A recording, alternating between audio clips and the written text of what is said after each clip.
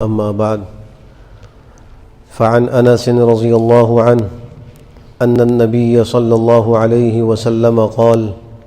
اللهم أحيني مسكينا وأمتني مسكينا واحشرني في زمرة المساكين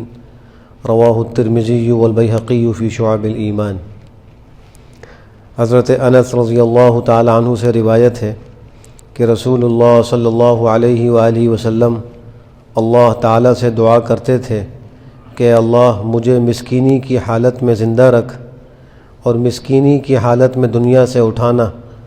اور مسکینوں کے گروہ میں میرا حشر فرما۔ سرکار دو عالم صلی اللہ علیہ وسلم کا یہ فقر و فاقہ یا مسکینی کا جو یہ حال تھا یہ اختیاری تھا، یعنی آپ نے اپنے اختیار سے اپنے لیے اس حالت کو پسند کیا تھا، ورنہ چند روایات قبل ہم یہ پڑھ چکے ہیں کہ اللہ سبحانہ و تعالیٰ کی طرف سے آپ علیہ الصلوۃ والسلام کو یہ پیشکش کی گئی تھی کہ اگر آپ کہیں تو ہم مکہ کے پہاڑوں کو آپ کے لیے سونے کا بنا دیں، تو آپ نے اس کے جواب میں یہ عرض کیا تھا کہ اللہ میں یہ چاہتا ہوں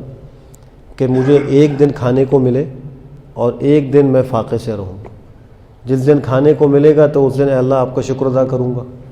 اور جس دن کھانے کو نہیں ملے گا تو اے اللہ میں آپ کے آگے گڑگڑاؤں گا، عاجزی کروں گا۔ تو میں تو اس کو پسند کرتا ہوں۔ معلوم یہ ہوا کہ آپ نے اپنے لیے فقر و فاقہ کو اپنے اختیار سے پسند کیا تھا، ورنہ آپ چاہتے تو آپ کے لیے ساری دنیا حاضر کر دی جاتی،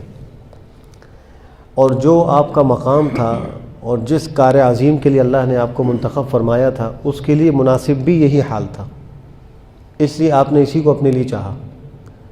اور اگر عام بندوں کو، عام انسانوں کو اللہ قناعت کی دولت نصیب فرمائے اور سکون و طمانینت اللہ ان کو عطا کر دے تو ان کے لیے بھی یہی حال مناسب ہے۔ اسی لیے آپ علیہ الصلوۃ والسلام نے اپنی اولاد کے لیے، متعلقین کے لیے بھی جو دعا فرمائی بخاری شریف میں ہے، اللہم اجعل آل محمد قوتا وفی روایت کفافا، اے اللہ محمد کی اولاد اور ان کے متعلقین کے لیے بقدر کفایت روزی مقرر کر دیجیے، اتنی روزی دیجیے کہ بس ان کو کفایت ہو جائے، یعنی نہ تو کسی کی محتاجگی ہو کہ ہاتھ پھیلانا پڑے، اور نہ اتنی فراوانی ہو کہ آخرت سے غفلت ہو جائے اور اسی دنیا کے اندر انسان مگن ہو جائے۔ آپ نے اپنے متعلقین کے لیے بھی اس بات کو پسند نہیں فرمایا۔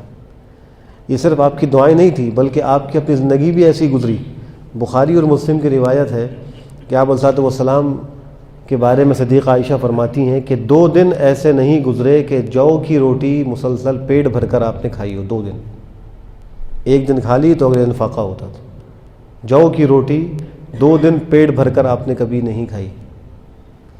اور ایک روایت میں تو یہاں تک آتا ہے کہ 2 مہینے ہو جاتے تھے آپ کے گھر کا چولہا نہیں جلتا تھا۔ حضرت ابو ہریرہ ایک دفعہ باہر نکلے جا رہے تھے تو کچھ لوگوں کے پاس سے ان کا گزر ہوا جن لوگوں نے ایک بکری بھونی ہوئی تھی اور دسترخوان کے اوپر رکھی ہوئی تھی اور وہ کھانے کی تیاری کر رہے تھے، تو انہوں نے حضرت ابوبکر صدیق سے، حضرت ابو ہریرہ سے یہ بات کہی کہ آپ تشریف لائیے ہمارے ساتھ یہ کھانا کھا لیں، تو آپ نے فرمایا کہ نہیں میں یہ نہیں کھا سکتا، اور پھر کہا کہ آپ علیہ السلام اس دنیا سے تشریف لے گئے حالانکہ آپ نے جو کی روٹی سے بھی پیٹ نہیں بھرا، تو میں کیسے ہی کھا لوں؟ تو آپ کا یہ حال آپ کے صحابہ بھی منتقل ہوا۔ اس قسم کی روایات سے امت کے لیے یہ سبق ہے کہ وہ دنیا کے اندر اتنا انہماک اور اشتغال نہ کرے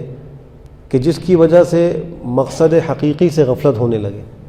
اور انسان اپنی آخرت کو بھلا بیٹھے۔